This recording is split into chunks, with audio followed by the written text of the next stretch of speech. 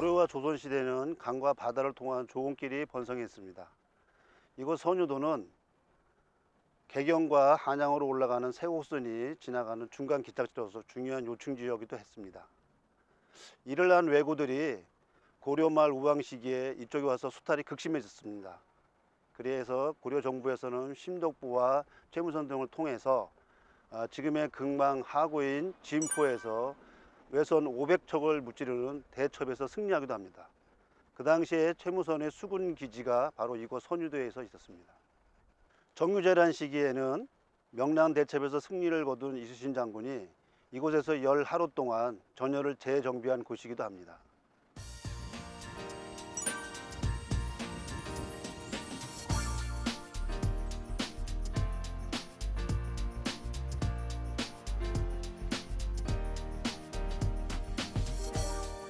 이곳은 고려시대 때 건모포라는 포구가 있었던 곳입니다. 고려 수군의 전함을 제작하던 곳이기도 한데요. 여기서 전함을 제작하게 된 이유는 이 근처에서 해풍을 받고 자라는 질 좋고 단단한 소나무의 황장목이 많이 났기 때문입니다.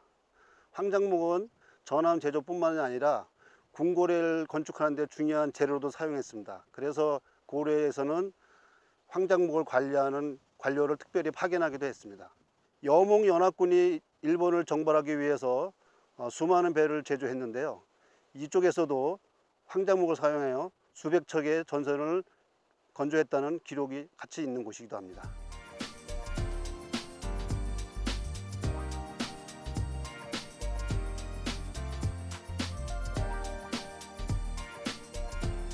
배를 만들 적에 돌을 깔았어. 예. 돌을 깔고 이제 거기서 일을 있단 말이야.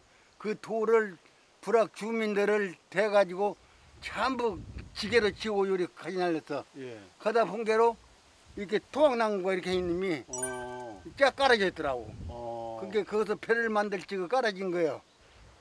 나무토막 이렇게 커요. 길고. 예.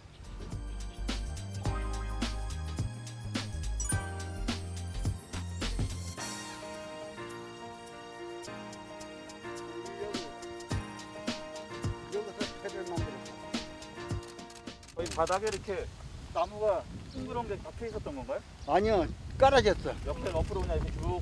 예. 여기가 갯벌이었었나요, 그러면? 갯벌이지. 갯벌 아래에 그냥 나무들 쭉. 나무다 해놓고 여기서 배를 만드는 거예요. 길이가 컸나요? 길이가? 배, 나무토막. 예, 예. 나무토막 길이가 한 3m 이상 돼. 와.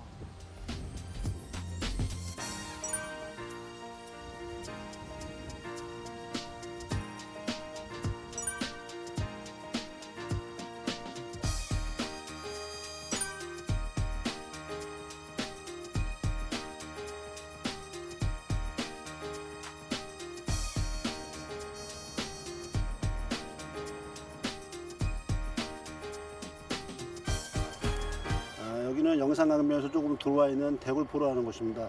조선 초기 태종 때 거북선을 만들어 제작한 장소로도 알려져 있습니다. 우리가 거북선은 이순신 장군이 만들었다고 알고 있지만 사실은 고려 말서부터 조선 초기에 이미 거북선 모양의 배를 만들었다고 사료도 나와 있습니다. 그래서 이곳에서 외적을 피해서 이곳에서 제작을 하고 그 기술이 200년 후에까지 전해져서 임진왜란 때 이순신이 거북선을 만들어서 외적을 무찔렀던 곳입니다.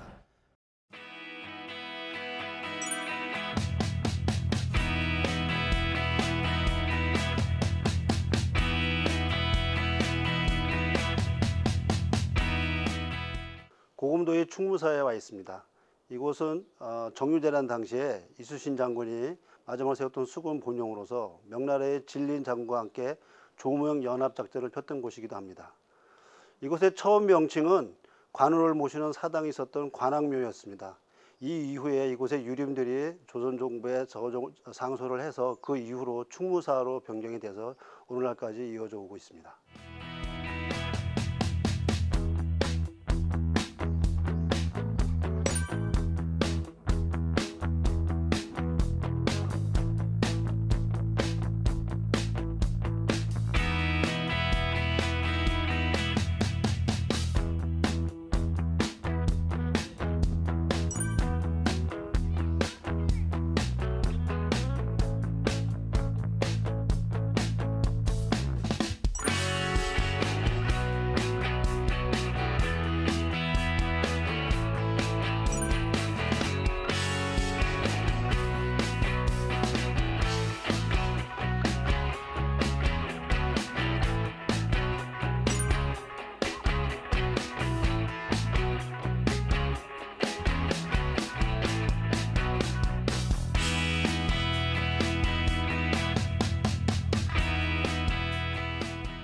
제가 지금 서 있는 곳이 태안군 신진도리 149번지 일대입니다.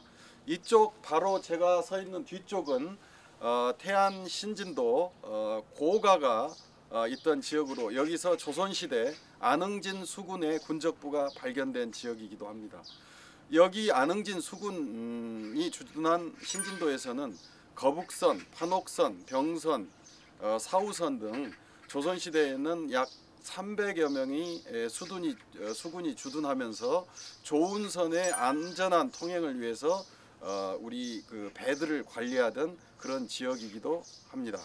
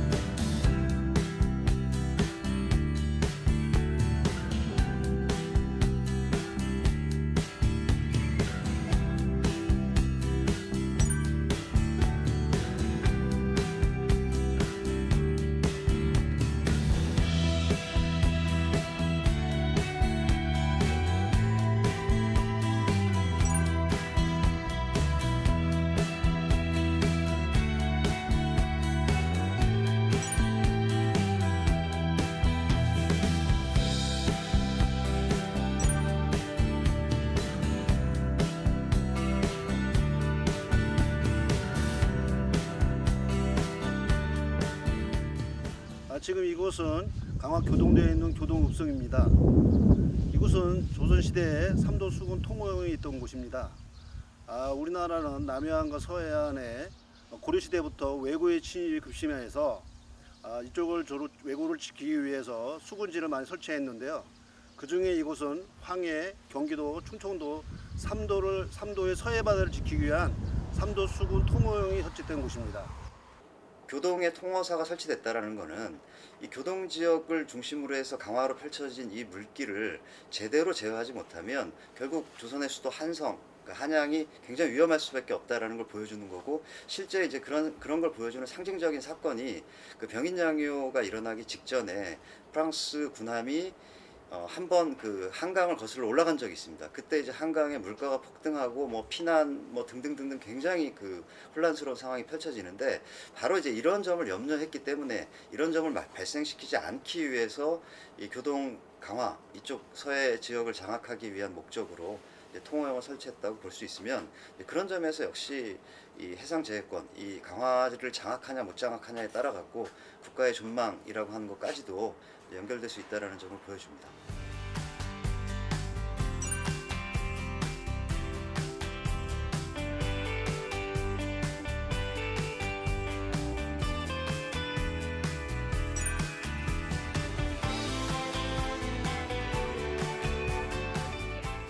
이곳 영종진에 와 있는데요.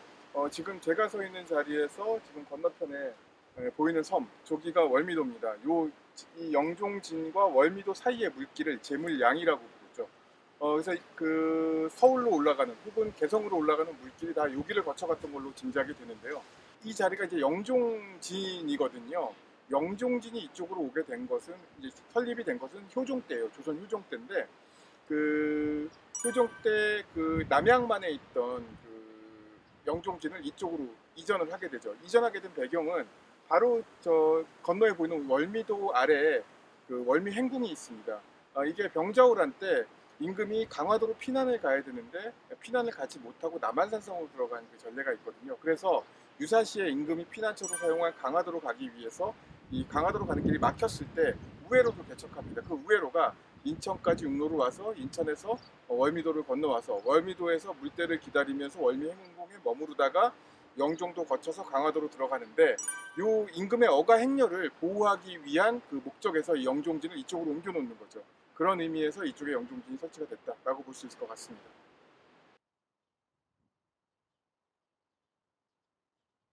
이 영종진은 또 이 아픔이 있는 곳입니다. 그 1875년 운요 사건 때 운요가 요 바로 앞에 이 영종진 그 동쪽 물길을 거슬러 올라가서 강화도 남단에서 초지진을 공격을 하거든요. 그 공격하고 퇴각하는 길에 이 영종진에 들려서 약탈을 합니다. 그때 영종진에 있던 병사들 한 30여 명 정도가 이제 전사를 하게 되고요. 영종진 안에 보관되고 있던 각종 서책이나 혹은 무기류나 혹은 심지어 솥들 그리고 돼지까지 다 약탈을 해가요. 그리고 안에 남아있던 영종진의 건물들 모두 불살라버리죠. 그래서 결국은 영종진이 여기를 떠나서 영종도 백운산 아래쪽으로 옮겨가는 계기가 됩니다.